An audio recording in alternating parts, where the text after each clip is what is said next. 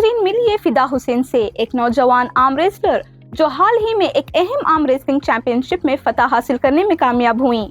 फिदा ने सियाह और पीली केला जर्सी और हिजाब पहनकर मैदान में कदम रखा।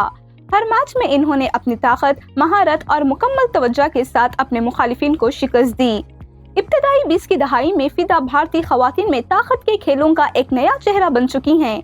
वो रोजाना सख्त मेहनत करती हैं और अपने कल्चर के एहतराम के साथ साथ सख्त खेलों की भी तैयारी करती हैं। इनकी ये फतह तारीखी और इनकलाबी करार दी जा रही है क्योंकि इससे ये साबित होता है कि ईमान और शनाख्त किसी भी शख्स की कामयाबी में रुकावट नहीं बल्कि ताकत का जरिया बन सकते हैं।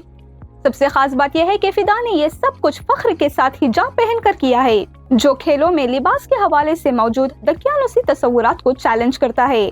फैंस और खेल के हलकों ने इन्हें भारत की शेरनी का लक़ब दे दिया है। सोशल मीडिया पर इनकी कामयाबियों की वीडियोस वायरल हो रही हैं, जो खास तौर पर रिवायती कम्युनिटीज की नौजवान लड़कियों को अपने ख्वाबों के पीछे जाने की तहरीक दे रही हैं।